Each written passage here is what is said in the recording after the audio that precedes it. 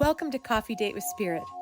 Grab your favorite mug and get cozy while your hosts, Kristen Forno and Amy Potter, two maybe not so ordinary mystics, chat about the extraordinary magic that can happen when you invite spirit into your life. Hello, hello, hello, all you beautiful people. Amy and Kristen here, welcoming Amy's dear friend, teacher, and mentor, Yukiko Amaya of My Goddess Path, to this episode of Coffee Date with Spirit. Yukiko is a priestess of Goddess and Avalon, a shamanic practitioner and energy healer, a soul motion and goddess motion dance weaver, and crone wisdom holder. We're so excited to have her here with us today to talk all things goddess. So without further ado, welcome, welcome, welcome. Hey. Good Hello. morning.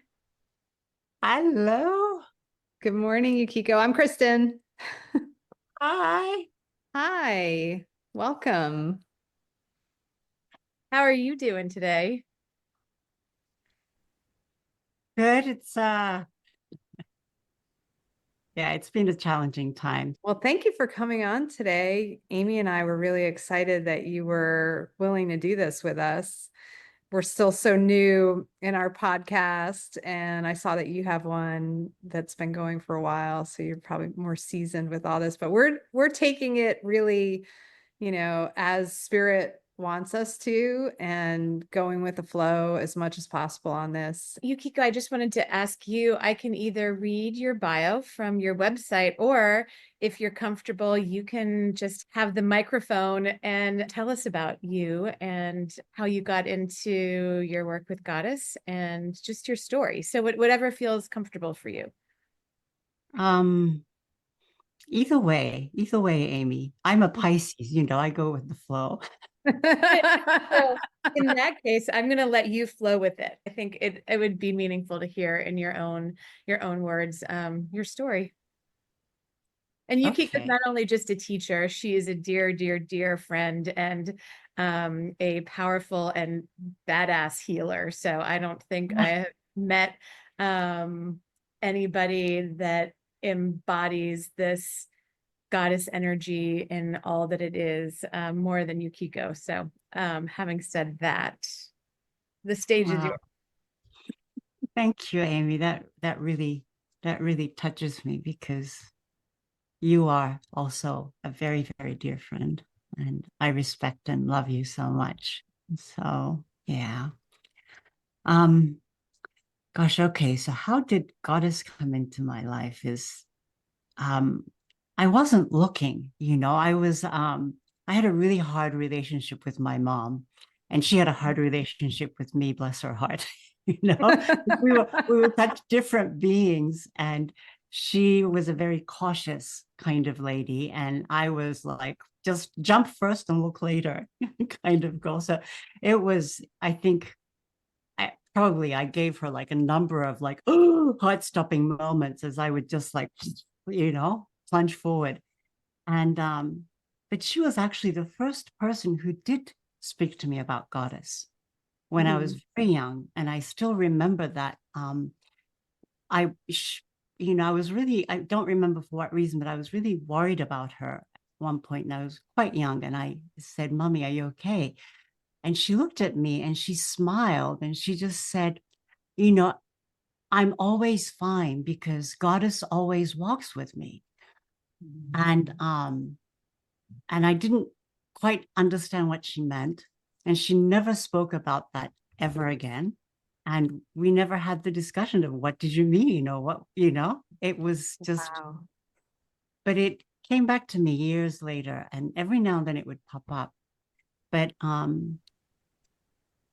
I feel like things in life, as they can happen, things in my life just started to kind of fall apart. In my early 30s, I had a huge cyst on my ovary, and I had to have the cyst and one of the ovaries removed. And I just felt that something was wrong, and I was working a lot, producing and doing just really out there stuff. And trying to be like one of the boys, and and being really tough and doing my work, and I just kept on having these physical issues. Um, and so when my left ovary was also compromised, and they said this could be really a dangerous one and you need to get operated on, I really didn't want to do that. So I looked for a healer. And I worked with a group of 3 healers. And in 3 months, the doctors gave me 3 months that I had to have it operated on. It was going to be dangerous. And in 3 months, the whole thing disappeared. And all the doctors said, that's not possible. So it must have been the ultrasound that was a mistake. But I had gone to about 5 different doctors on, 2 continents. So it was like, so I knew that there was something other. And there were all these different things that started to happen in my life that really led me towards understanding that the healing energy was inside me, that anybody had access to this energy. We just had to open to it. And it was through my own physical challenges that somehow this energy started to open up towards me, that I had these spontaneous moments of healing or starting to sense energy in me. And it took me into yoga and meditation because I didn't know where to go to study this, which I also encountered a shaman, Don Miguel Ruiz, and went to Peru with him. And it was just a lot of stuff. And I didn't quite understand any of it, but I had a sense that something was opening up. And so I just followed the thread. And it was when I was in India at this thing called the Mahakumbh Mela in 2001.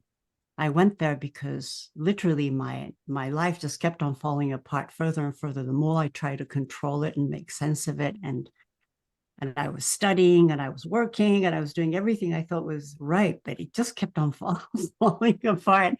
And I got to a point where I just thought, nothing makes sense. I'm just going to go to India with the Himalayan Institute and sit in India for a month. I had no idea what the Kumbh Mela was, but it was supposed to be a sacred gathering of all the holy people, in India. It was an amazing experience. I was there for a month, but have goosebumps. Just yeah, whatever you're bringing up is like it's just coming through. And the Kumbh Mela is held right by the Ganga, the Ganges, and it's in January and it's low tide, and it was a slow moving river, and because of the low tide there would be huge sandbanks, like huge enormous sand islands in the middle of the river that showed up, and only in India, right, all these ashrams and saints and their followers came and built this entire city out of bamboo on this sand island, that when it comes spring and the snow would melt, it would all be washed away. But so for like 2 months, everybody, it seems like in India, were there praying and doing fire ceremonies, and there were naked sadhus lying on a bed of nails. It was just like Rudyard Kipling, That's amazing. And I was there, and it was amazing. You could sit down at any point, anywhere, and just go into this deep meditation because everybody was meditating everywhere. And at the same time, it was like this huge hit of humanity. You would see corpses floating down the river. I'd never seen a corpse up until that point before.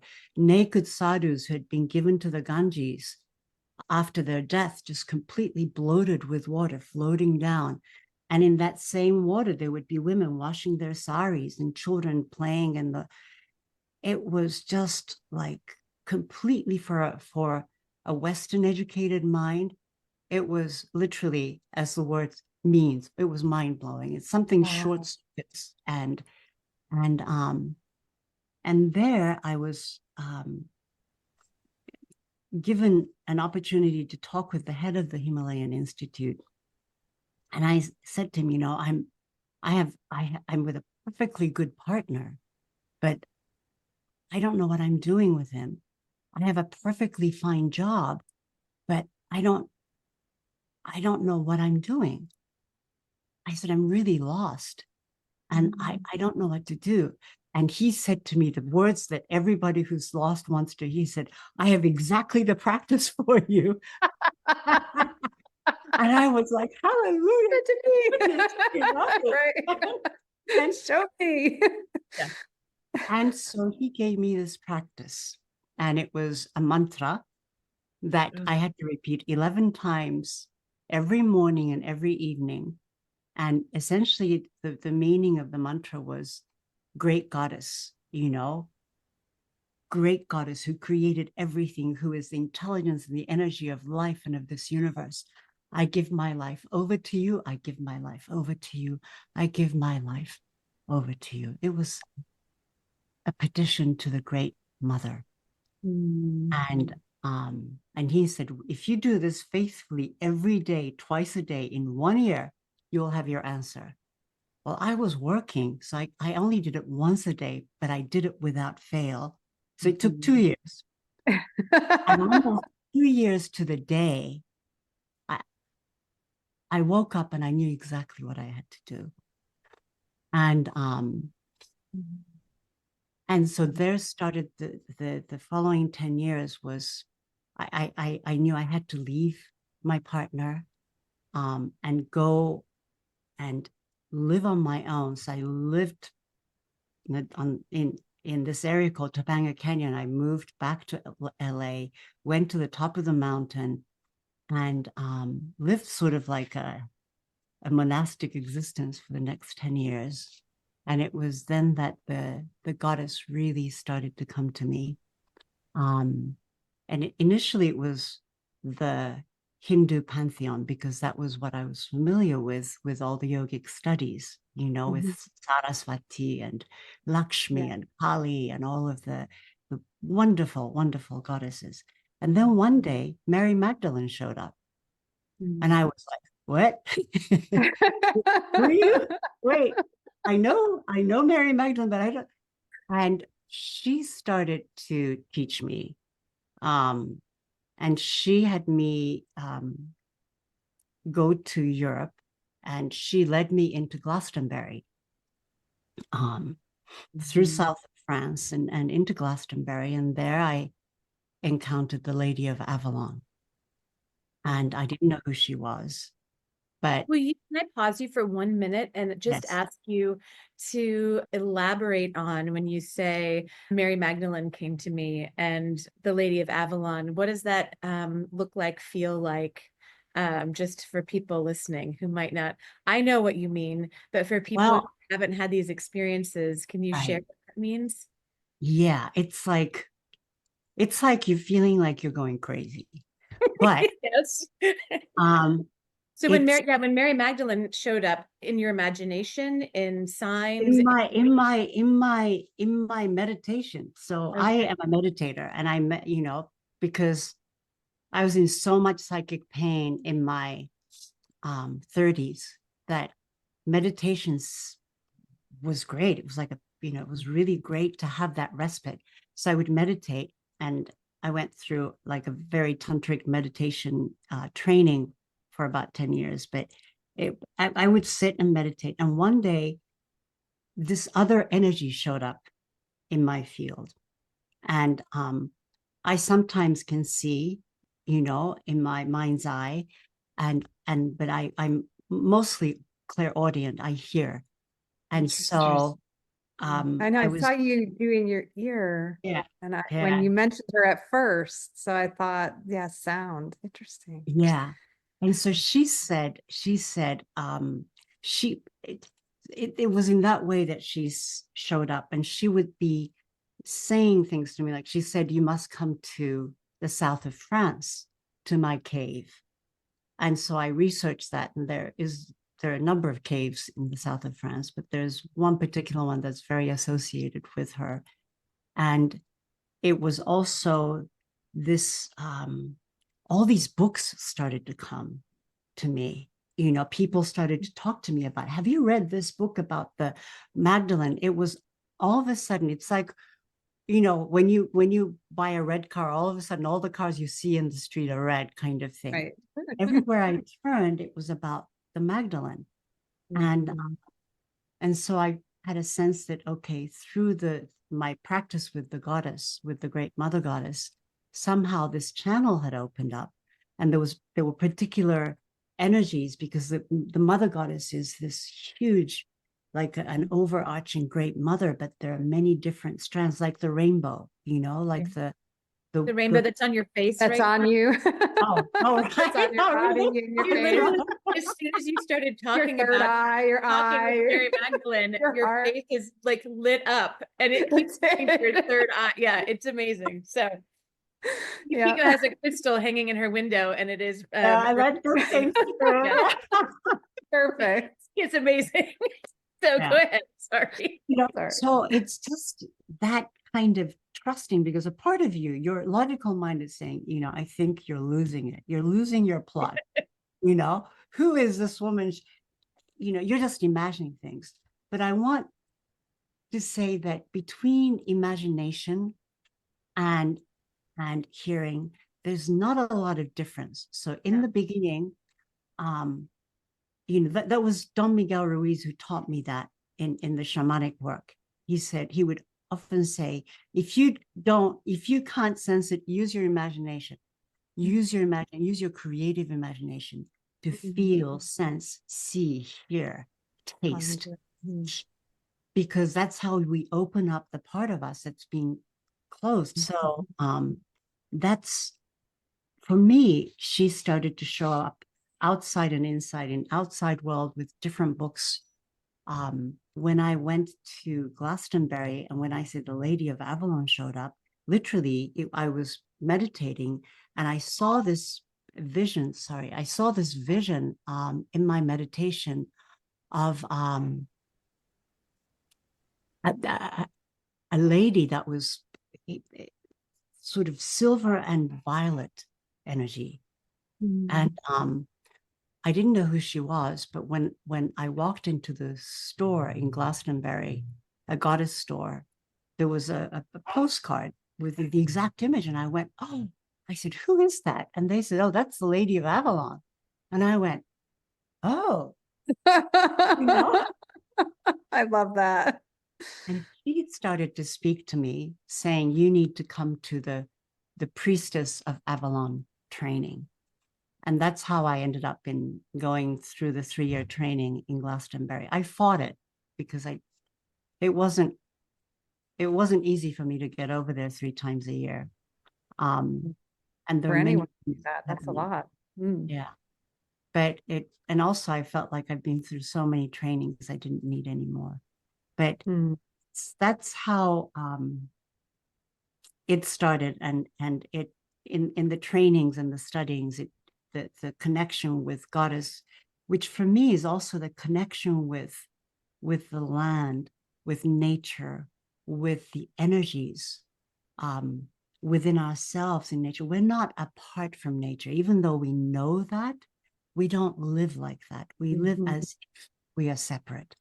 And so to connect with goddess is to start to consciously open oneself to dismantling those barriers within us, so that these communications and the relationships that we've severed can be repaired, and that we can start to hear what is being communicated. It's like any good relationship. It should be mutual. Yeah. You know, right now I'm reading, I don't know where the book went. Oh yeah, Steps on the Stone Path, which is a method of connecting with crystals. And it really spoke to me because this person speaks about the way that the crystal path is looked at oftentimes is that you get the crystal Bible, and it tells you this crystal is good for this crystal. It's all about, what about me?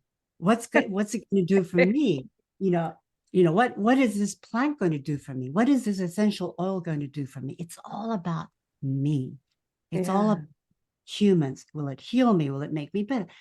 And instead, it's really about going, I don't know you. How would you meet somebody? You don't go up to somebody. Well, some people do, and we don't like those people who come up and goes, "Hi, who are you and what can you do for me?" Oh, I'm not interested in you. Sorry, I'm gonna. You're right. Right, that's no good. Right. Right. So Oh. it's really about, I think, the path of goddess is really about shifting that perspective, shifting out of that which we've been taught is the only way, and to come back into, literally, into the circle of relationship with I love everything, that. everyone. Yeah. So So beautiful. So I I mean your story is incredible. And I'm vibrating again, Amy, but In a I'm good way. I'm connected to a crystal right now that's vibrating me in a way. Um, but so much of what I love about your journey is, and I find in mine, and it's taking me longer than I might prefer, but I know that it's divine timing, is that your willingness to listen with all your senses and be moved. Um, I find so many people I mean, I'm 52, so I've been doing this work since probably my 20s, but even as a little kid, but I find that people notice and move on, right? Like did this do anything for me right now? The immediacy, the urgency versus getting really curious. And and then the other aspect of what I'm hearing is your ability to sink into it, which I've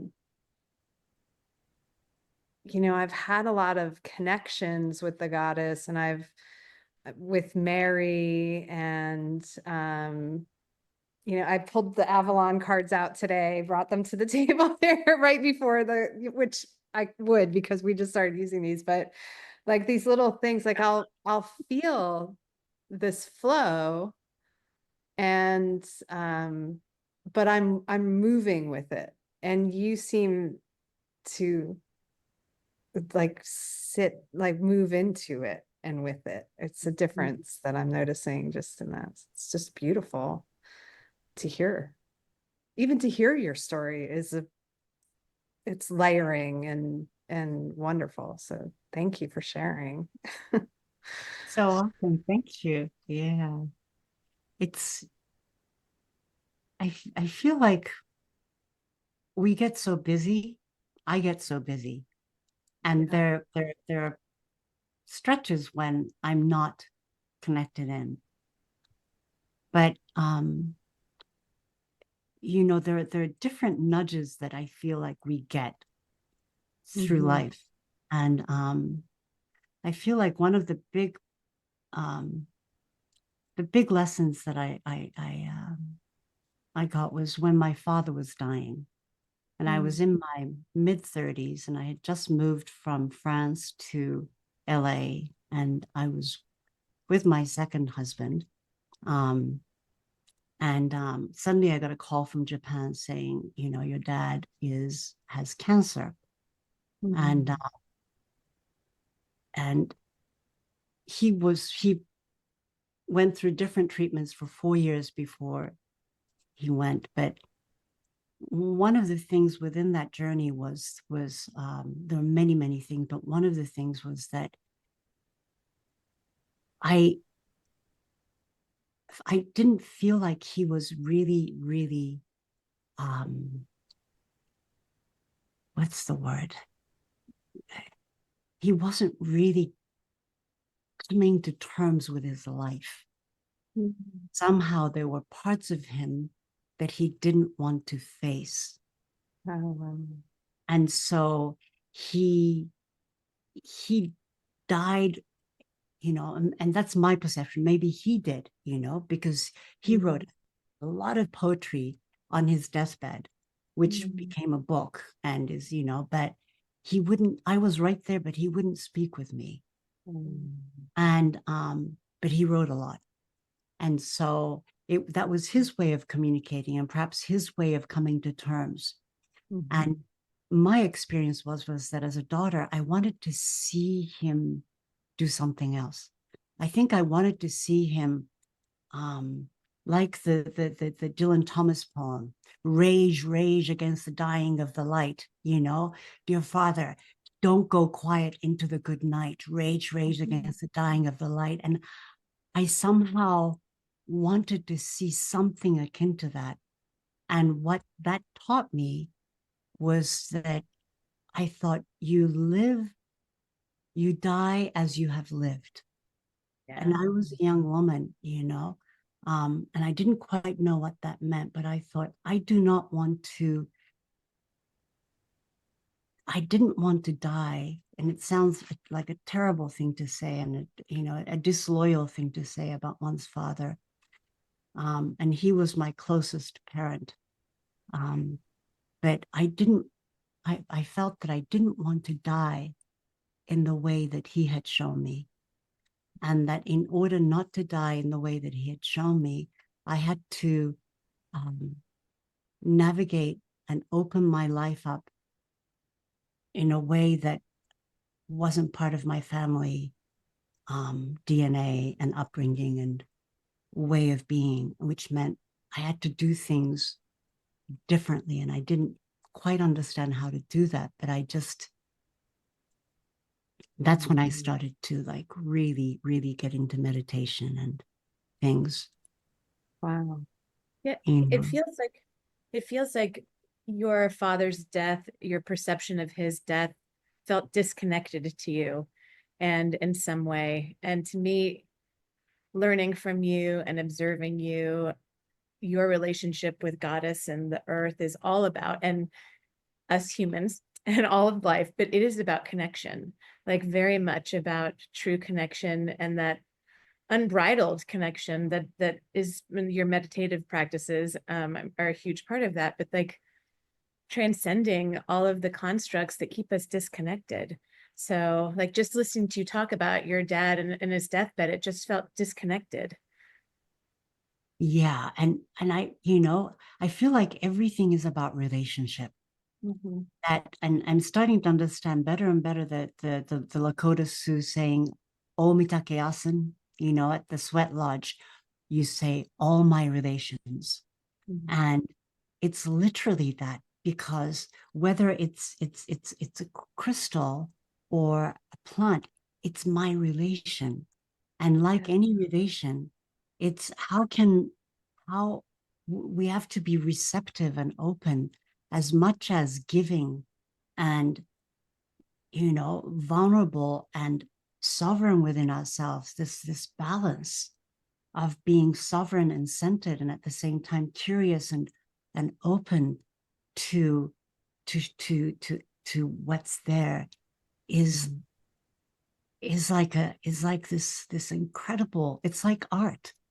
Yeah. It's because you're creating it in every single moment. It's not like I've done that before, so I know how to do it. It's like I've done that before, so I can, I can trust something inside me to do this in a different way, but I can enter into relationship with this new being because I have experiences. I've done this before in that Right. way, you know. Right. Um, what was really astounding about my father's death was that after he died, he completely shifted. So after he died, I met this. He was a sort of a public figure in Japan, so he had a number of funerals. but it was his second funeral with like a bunch of suits in this very kind of big sacred space, and the government officials and all these very, and he was already in an urn, he was already in ashes, and he was up there, and the family was in the front row, and we were like, it was this very formal occasion.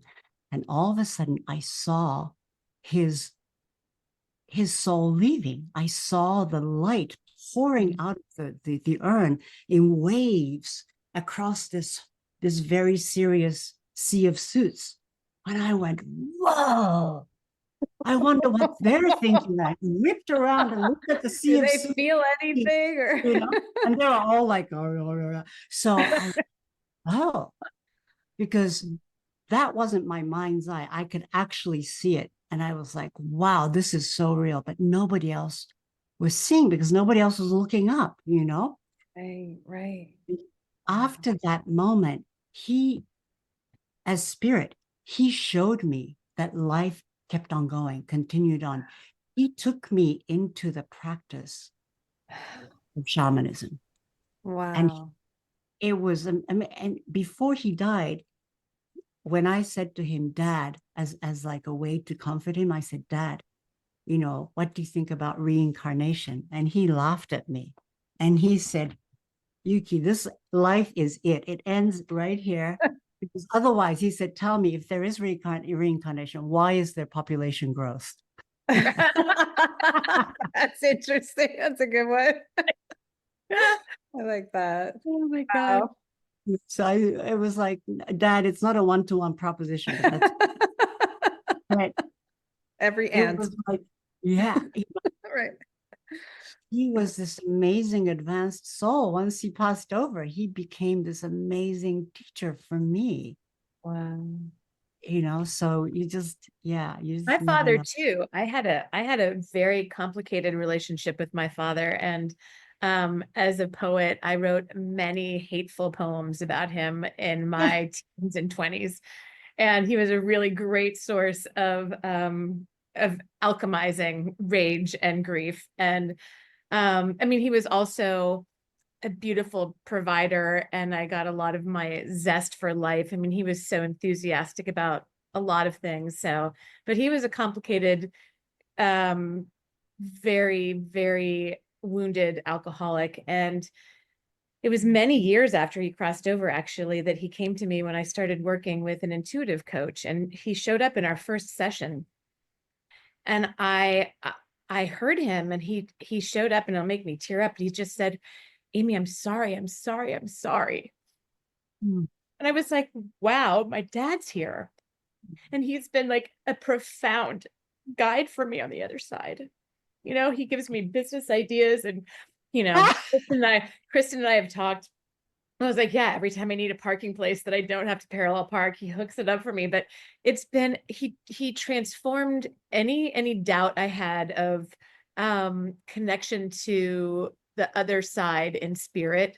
It was the way he came through to me was so clear, and his energy, the clarity of his energy, was so interesting. Like as a kid, I was super sensitive, and I think I was able to maintain a relationship with my father because I sensed in that beautiful, fiery, creative part of his soul.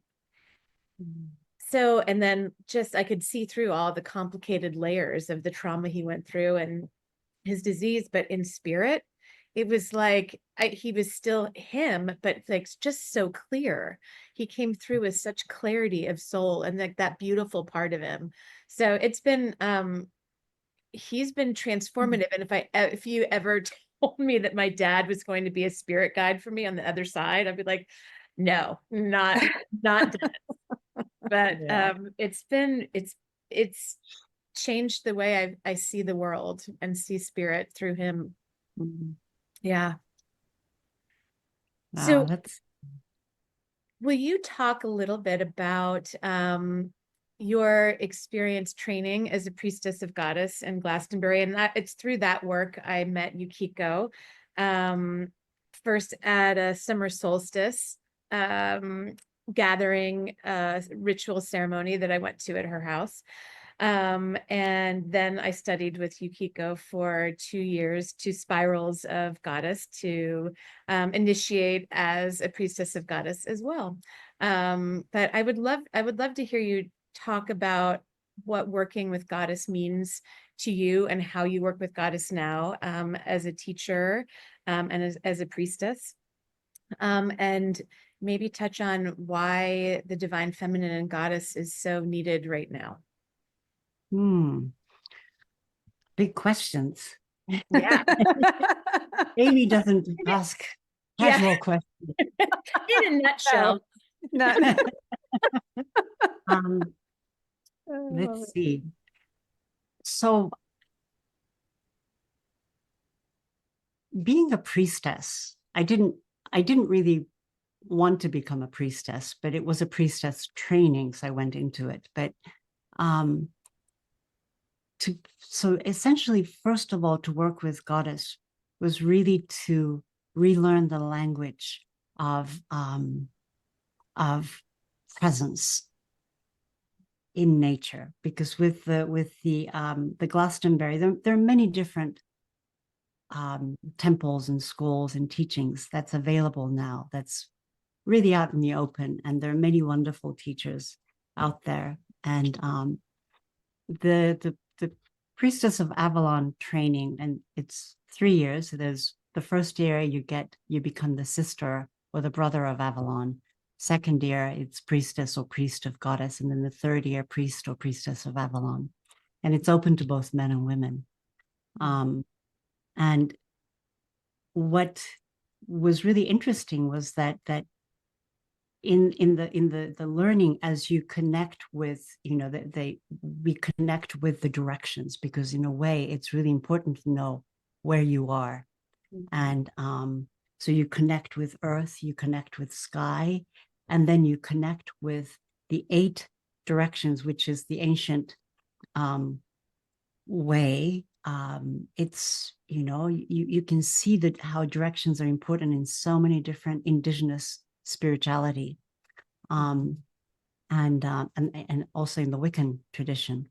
But with the Avalonian tradition, so they have connected the directions with different seasons, with different elements, with different goddesses, and learning that in the beginning was like a mouthful. It's literally like learning a foreign language, And I remember I was standing out. I used to live on a farm back then, and I would go out into the middle of the field, and it was a field where there were horses, and I would just call in the directions, starting from whatever season we were in. Like, I think I was in the Northwest season, which is connected with the Crone and Ceridwen and Samhain or Halloween, And so I was calling it in, and all of a sudden I hear this galloping sound. And there were, I didn't know this, but the people that who had the 4 horses on our farm, just only put mares in that field. I didn't know. And there were 9 mares in the field.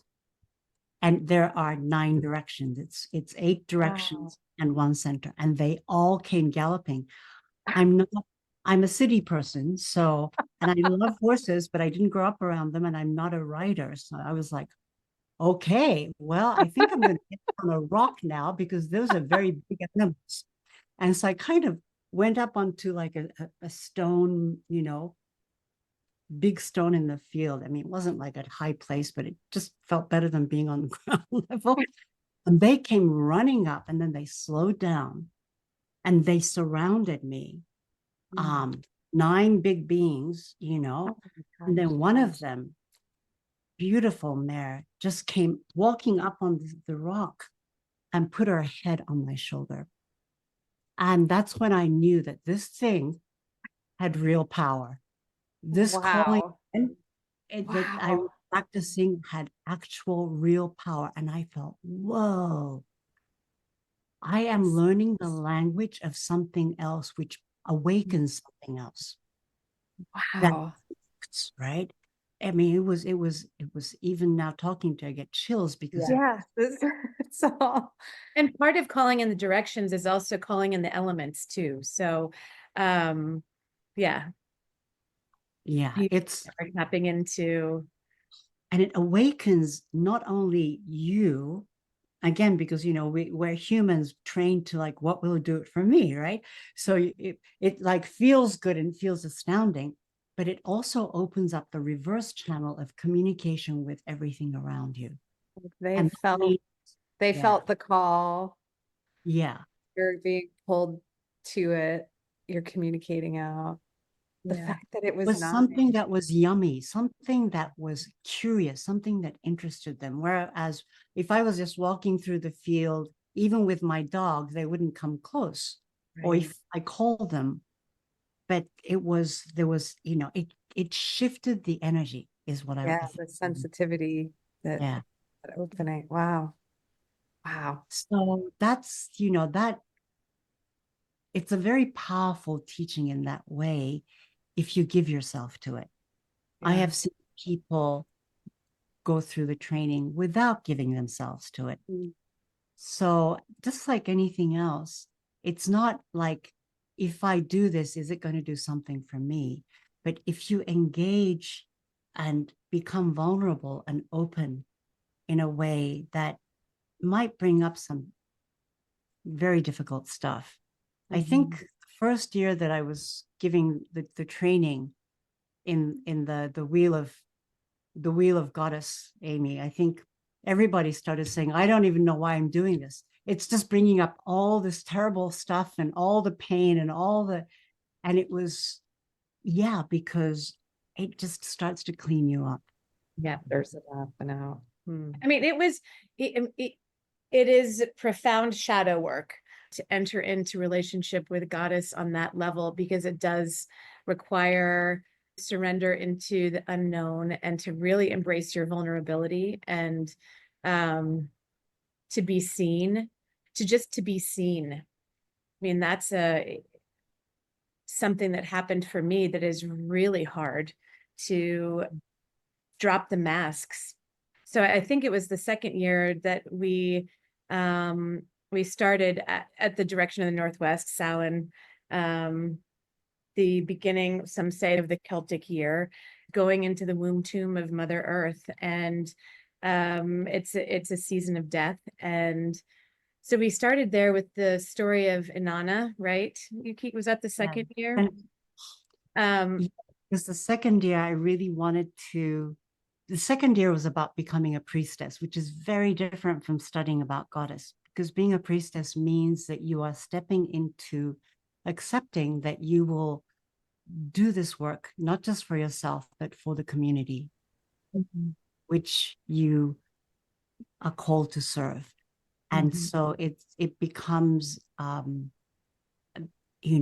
language of expanding beyond. And but yes, the descent but of it, Inanna is yeah. a powerful story. Yeah. And but the stripping down, and at one point she ends up right on a hung to be eaten by the vultures, and it's literally about letting go of Yeah. everything you know about yourself and reemerging as something new. And but in some ways it's just the newness is a more powerful expression of the soul and spirit for me. But it wasn't easy. It's not an easy path at all. And it's a constant asking yourself where I can open more, and how I can surrender more and to be led. And it's a profound path. But I also did I think in the same few years, I did my studies to be a death doula, end of life doula. So, I mean, it was not an easy path, and it opened up old wounds. And but at the same time, if you don't do that, they stay buried in the body. So it was a huge gift, and one that just keeps expanding. I mean, the goddess path is a spiral path. It's not a linear path. It's not a start and end path. It's a, you step on this road, and and you keep going. So, and you keep spiraling deeper and deeper. And I feel like it's so important at this time, especially as we're seeing, all the chaos around us, social, political, um, climate change. There's so much unknown and so much chaos, that I and we know that how we've been navigating isn't really working. This, and to come back to those places of communication, of wisdom, of respect for all life, those that don't even look like you, not just humans, but beyond, to be able to not look at things as a belonging. This is mine. This is, to come back off of our pedestals that as humans we've placed ourselves on, as if we are the chosen ones. And I feel that it's a profoundly important path, this spiral pathway for both women and for men, to start to re-engage with the divine feminine that is within everything as well. We've been so focused on the divine masculine, and anytime something goes over too much, then we come to the not the divine masculine, but in a way the degenerated masculine, because it's off balance, it's off kilter. It's a really important time to come back into trusting our own connection that we each have with source, not because we're special, not because we want to be right, not because we are better than, but because by connecting back into source, we start to engage with the intelligence and the compassion and the empathy and the love that is there regardless of how one looks, what kind of grades you got, what kind of paycheck you get, what kind of car you drive, what kind of any of that. And we need a huge shift in consciousness right now. I feel like that's what the world is asking.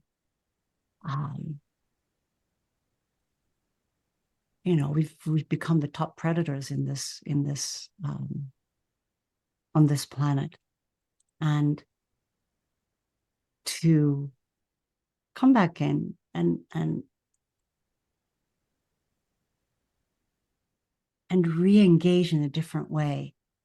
Some people say, yeah, well, the humans will die out and the earth will carry on. Perhaps so, but we are also part of earth. And it's really, I feel, important to be humble, and also to take our responsibilities seriously, that we, as part of the link within this chain or this fabric of life, we're responsible for coming into a different kind of awareness and consciousness that really makes us able to listen, to communicate, to be still, to receive, to let go, to sing as part of the choir, not just being a soloist, and to make. I've been feeling that very strongly, is that part of the shift in consciousness is to call back in the community, and I'm in the larger collective of not just human community, but our relationship with the earth and the trees as part of us. So yeah. And this is a really wonderful season to really think about that, because we're in It's going to bring her up. Yeah, season of Imbolc, And Imbolc, in Celtic, means in her belly. And it's the time when the ewes were pregnant with their, babies. And so this promise of a new cycle of season of abundance and growth to come, even though it's cold and the snow is on the ground, you can feel that the energy is shifting and moving towards spring, towards the equinox. So February 1st is Imbolc, and it's connected with the maiden goddesses, such as Brigid or Bridie, Breed, depending on which part of the Celtic world you're in. In the Indian tradition, if you're more familiar with that, it's Saraswati, the white goddess at the very beginning. It's also in the Egyptian traditions, it's Hathor, the great mother, the cow mother of nurturing, but it's also Isis, who is able to bring back Osiris from the dead, the healer, the magician, the alchemist. And Bridie or Brigid is a beautiful goddess. She is connected with the fire of the forge, so she is an alchemist. She's also connected with the fire of the hearth, so our fire of life. So she's a fire goddess. At the same time, she's also the goddess of the sacred springs and the holy wells. A lot of so she's also water. And she's also connected with the This is my holy water from Brigid's Well in Kildare that a healer friend of mine brought back for me. Oh, wonderful. Yeah, it's a beautiful, beautiful place in Kildare. And she's associated with serpents, because this is the serpents were associated with the energy of the earth, and with the shedding of the skin, with this continuous growth of shedding and new life. So this is the time of rebirth, as new life is starting to come through. It's so she is this incredibly rich goddess who is also the goddess of the threshold. So she is right now, we're between winter and spring. So we're right at the threshold between the deep dream time and the manifestation into this world. And this is the place where all magic and all healing and all creative arts happen. So she is the goddess of poetry, of music, of the bards. She is a great healer. So any of you practicing as a healer, practicing magic, practicing the arts, creativity, you know that this threshold space, this place of inspiration, this place of in between, where you can go to really step into this sort of like a flow, a malleable flow of intent and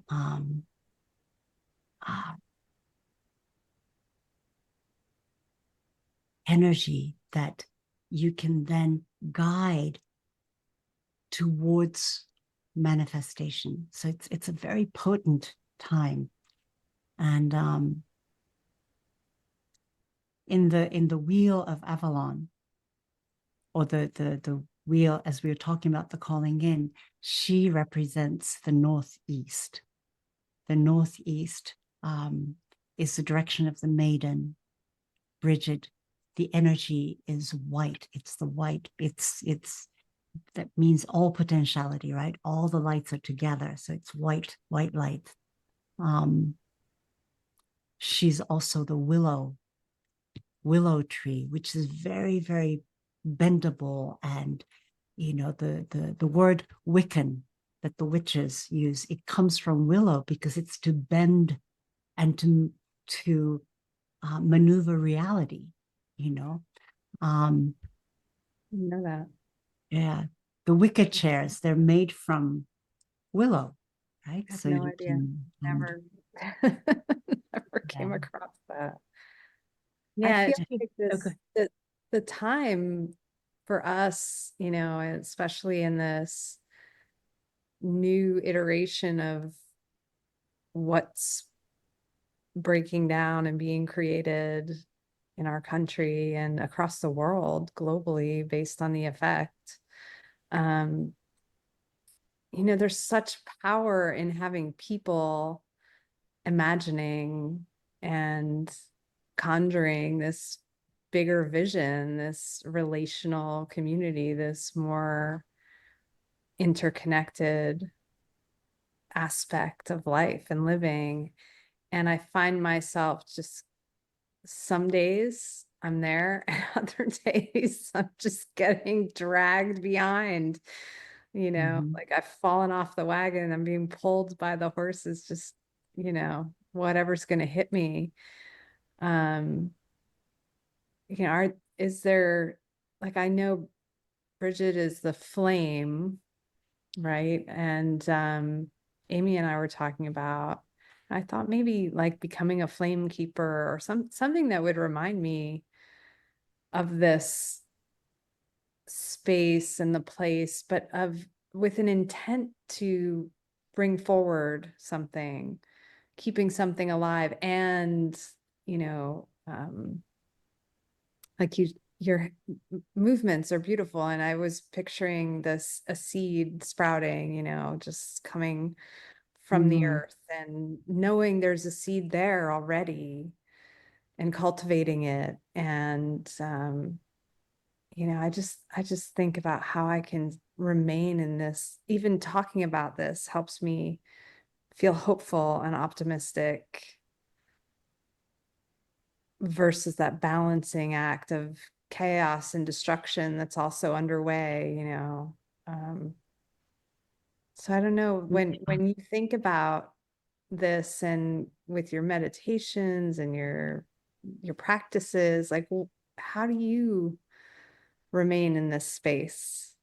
mhm. So I connect with nature a lot because I live in an area where there's forests all over the place. And so I go and sit Mm. every morning Oh, uh, wow. outside, even if it's snowing or cold. There'll be a moment when I'll be outside with Olwen, with my dog, to really walk and sit and and um and receive, and just simply being in community. I'm not asking for anything. I'm not trying to get anything. I just sit, and Mm. there's an opening. But as you said, being alone in this is really difficult, and that's when community becomes really important. And so perhaps to have a community of like-minded people that you can connect with is really, really important at this time. And also to designate a candle. Mm. Now, in Kildare, with the sisters at the Brigid's nunnery, if you like. So it's, Brigid became Saint Brigid. The goddess Brigid was so powerful and so strong that in Ireland, even after Christianity came in, she was reinvented as Saint Brigid with the same fire keeping. They would keep the eternal flame. It was only after Cromwell came and just destroyed everything that the flame went out, but it kept on going all the way through for thousands of years. This flame that was kept by 19 women. And on the 20th day, it was thought that Brigid came in and tended to the flames, but it was a flame that never went out. But to designate a candle, and any candle that you feel called to, even though the color of Brigid is white, it can also be like the gold of the flame, or the green of nature's fire starting to come through, whatever you feel cold, maybe it's the red blood. She tends to white cows with red ears, which means they're magical cows. Any animal you see that's white with red ears, that's magical. So just, I love that. and take a moment each day to light that candle, to connect, because that's like lighting the candle inside your heart. But it's always helpful to have an external something and to have an altar that you can build. And in our practice with the goddess, we practice changing the altar with the seasons. It's our way also of reminding ourselves, because as you said, it's so easy to be pulled back into the dream of the planet, and to remind ourselves like, oh yes, now this is Imbolc, to reconnect back into the energies that's happening. Oh, now it's the spring soul, equinox. It's the element of fire and the sun goddesses that's coming in. Gather together things that really call to you, or maybe you have a permanent altar, whatever feels good to you. But having a candle is really a great way to connect each day, lighting it, gazing at the candle, going, I remember to light the candle inside my heart to connect with the fire of Goddess, or the fire of Brigid, the fire at the heart of Earth Mother, which is also in my being. In every single cell, there is a fire, right? Our whole world is, everything that is energy is fire. So our body is water. So this is our Brigid's body. Our body is like 70% water flowing. But to digest, to get the ideas, to all of those things, that's fire. So we have both in our bodies. Wow. Just remembering that. Yeah. I never thought of it that way. That's so beautiful. Wow. Do we still have time to do a practice? Yeah. I was thinking there is a practice called the Lady's Prayer, which is calling in the lady.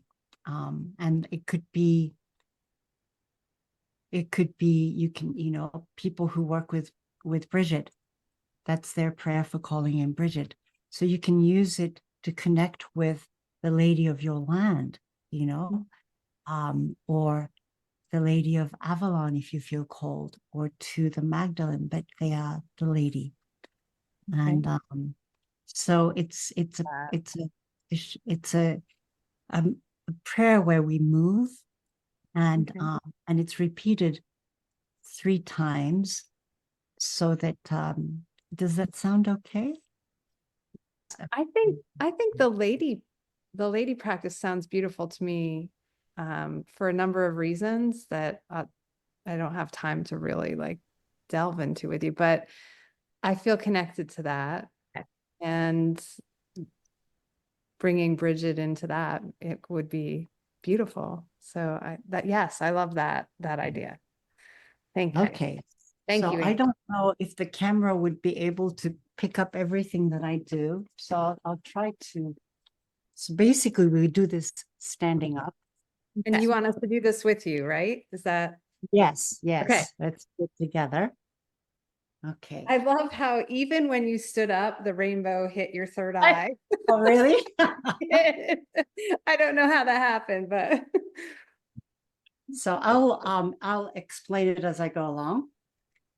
So basically, first of all, when you stand, just soften your joints and soften the soles of your feet so that you're dropping your weight into the earth and feeling earth, So let's just take one breath through your feet as if you could, just breathing in Earth Mother energy all the way up into your belly and into the sternum, into the heart. And then as you exhale, releasing it back into the earth. Just breathing her in.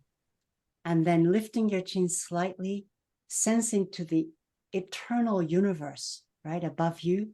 And as you inhale, inhale the energy of the stars. And as you exhale, exhaling out through your head, just with blessings to the stars, breathing in the star energies, beautiful air. And then opening your heart 360 degrees and just sense the ocean that surrounds us, that surrounds our land. And with your next inhale, breathing in the energy of the oceans, the rivers, the lakes, the water straight into your heart center. And as you exhale, thanking them, blessing them. Good. And then we're going to lift our arms up and looking up. And we say, you can repeat after me. Lady, awaken my spirit in you. Now bringing your hands to your forehead, to the third eye, like a triangle. And then you're going to open your hands as you go. Lady, open and expand my consciousness. And then cupping your hands in front of your mouth, you're going to blow once into the hand. Lady, be in my breath. And then, and in my voice, and in all the actions I take today. Okay, and then cupping your hands in front of the heart. Lady, fill my heart with your love. Okay, and then hands over the sternum. Heal my dis-ease. Cupping your hands over your womb. And lady, bless my womb of creativity. And then over your sex, and bless my sexuality. And now you're going to bend down, touch the earth, and ground me. Rise up, circling your arms in your love. And then taking your hands, like giving blessings out into a world. Lady, heal the people. And then turning your hands down, lady, heal Mother Earth. And then your arms in a circle, lady, heal all of our communities. And bring Mother World of compassion and peace into this world.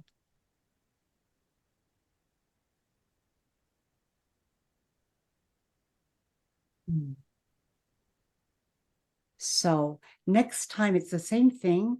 The next time we're going to blow twice when we come to the breath. Lady, awaken my spirit in you. Lady, open and expand my consciousness. Lady, be in my breath. And in my voice. And in all the actions I take today. Lady, fill my heart with your love. Heal my dis-ease. Bless my womb of creativity. Bless my sexuality and ground me in your love. Lady, heal the people. Lady, heal Mother Earth. And lady, heal all of our communities. And bring Mother World of compassion and peace into this world. We're going to lift our arms up and looking up. Lady, awaken my spirit in you. Lady, open and expand my consciousness. Lady, be in my breath. And in my voice. And in all the actions I take today. Lady, fill my heart with your love. Heal my dis-ease. Bless my womb of creativity. Bless my sexuality and ground me in your love. Lady, heal the people. Lady, heal Mother Earth. And Lady, heal all of our communities. And bring Mother World of compassion and peace into this world. Thank you. Yeah. Thank you. Wow. That's beautiful. So that's also something that is quite easy to do, and I often do it when I'm outside walking. Oh, And the communities is basically our relationship with all beings. It's like that, all my relations, and yeah. yeah. That one got me. Yeah, this was created by the lady who was one of the big inspirations and the instigators for creating the goddess conference and the goddess temple and temple studies in Glastonbury, Kathy Jones. So she's a very creative soul and a writer and teacher. So she created that. That is so powerful. It's a little bit of like qigong, tai chi, almost Yeah. praying, invoking. It's like all of the things. And Yeah. when the community came around, I mean, I just felt like weeping. It's just it's just really beautiful. It's a beautiful practice. Thank you so much. Oh, you're so welcome. Thank you for letting me share all this. Yes, I love it. Thank you. Mhm. And the initial grounding of earth, air, and water comes from a druid practice of connecting. Mm. So it's really powerful. So beautiful. I feel like so many things that you've spoken about today, I have touched on in my life experience. And the one thing I keep coming back to is I was in France in Chartres, and I was in Mhm. the cathedral in front of the Mary and Jesus, and I was kneeling, and I heard open to the flame within. Mm. And I don't hear, I have heard once or twice, but I receive insight through just signs, and so this was one of the first things, and it wasn't that long ago. Mm. And I, in typical fashion, I came home from this beautiful pilgrimage and, got COVID and ended up, getting busy with life and ran on. And I still have this phrase. And when I bumped back into Brigid this year with Amy, I was like, oh, there's something there for me, and I just haven't explored it yet. And That's wonderful. it feels like a reminder for that. Yeah. So this is the Brigid's cross. It's the Yeah. wheel of the flame or the fire of life, which is right within us, and it's turning, you know. Um, Mm. and Chartres is cathedral that stands on one of the most revered ancient goddess sites in Europe. And Mm. inside the cathedral, I think it was only on Thursdays, I forget. For a few hours, they take all the chairs away because there Yes, is a labyrinth. Yeah, I where got you to walk walk it. there. Yeah, that's a I got, powerful place. And so that we walked to underneath the cathedral as yeah, well. in the crypt. And Yeah. that's a beautiful. And that crypt where the well is, that's the original Yeah. water. Yeah, yeah. Yeah. That's So the well, I sensed we walked into the cathedral and I was standing in one spot around one particular area. I was just standing there, and I said to, and Amy, we went with Jennifer. I went with Jennifer Halls, and Lauren Artress was there, who teaches about labyrinth. She was who we were studying with. And I was standing in this one spot, and Jennifer was there, and I'm like, what's happening right here? Because I could just feel something, and I didn't really know what it was, but I just felt like just energy rushing up. And Jennifer laughed. She goes, "You'll see tomorrow night when we walk." Well, it was the well was right below space. So there's something coming through that I was sensitive to. Wonderful. That's yeah, a power. Yeah, it's an upward rising energy that's right there. Yeah. Yes.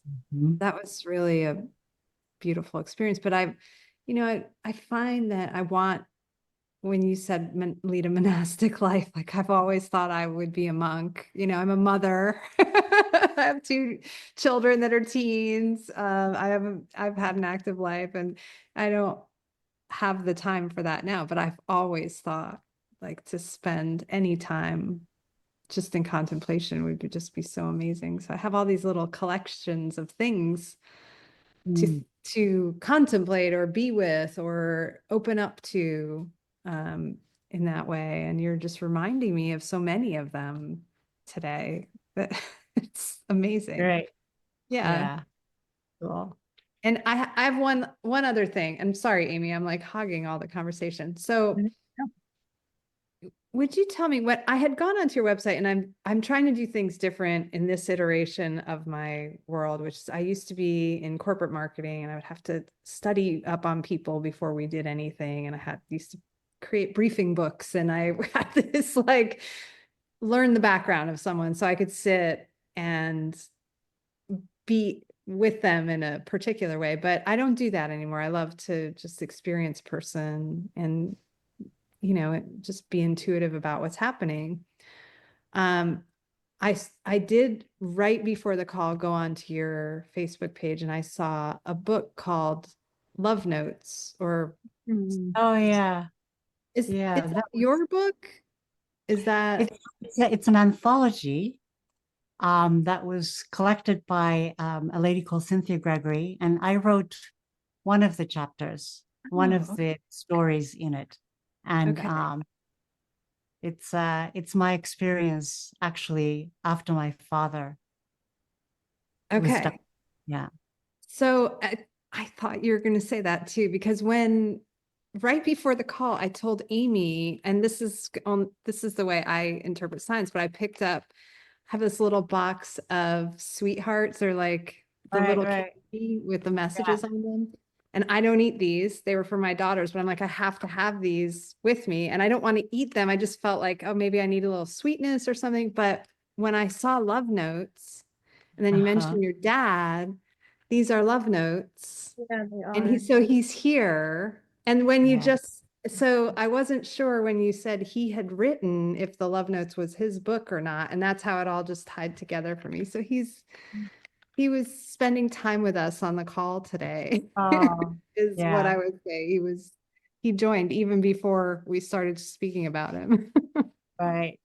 Yes. That's the way my psychicness works. I love it. It's beautiful. Wonderful. Yeah, it's great. I guess we should wrap up, because as usual, Kristen and I like to talk, and our coffee dates go a little longer than we all. Taking a lot of your time, yes. But thank you. It was great. Where can we find you? I will post it too. We always post our guest information in the podcast feeds, but description. But will you tell people where we can find you? Well, you can go to mygoddesspath.com. I am on a little bit of a hiatus right now.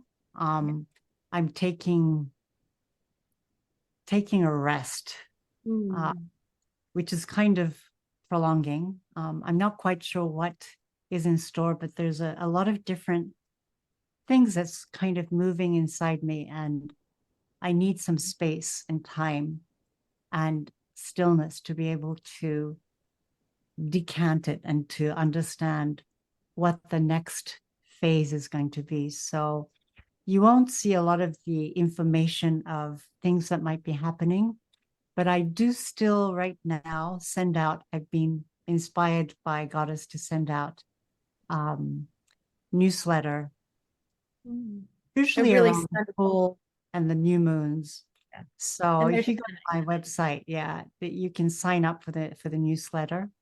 So it's mygoddesspath.com. And I'm on Yukiko, Facebook, and I Instagram. was going to say, and Yukiko has a beautiful Instagram account as well. And she shares a lot of her practices. Especially your morning practices and on your Instagram account, which is My Goddess Path. Is that right too? No, my Instagram, I'm so bad at these things, but it's under my name. It's under Yukiko Amaya. Okay. It's the Instagram account, but I think you can also access it from my website. Okay. Okay. I believe you can. Awesome. Well, And thank on you. Facebook, it's mygoddesspath.com. Okay. Yes, that's the one that's right. Right. Thank you for joining us, Yukiko. It's just a pleasure to meet you. I just really appreciate the time with you. I feel so present, just in your presence. So thank you for this. It's just really beautiful. Well, thank you so much. This was fun. And it's always, I always loved speaking about Goddess with, Goddess conscious women and men. And it's a real pleasure. So thank you so much. And thank you for doing these podcasts. This is great. Yeah. Thank you. Love you so much. Thank you.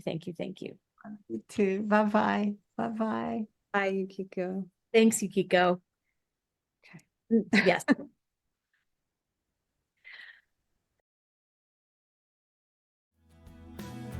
Come take a peek with me. I see another side.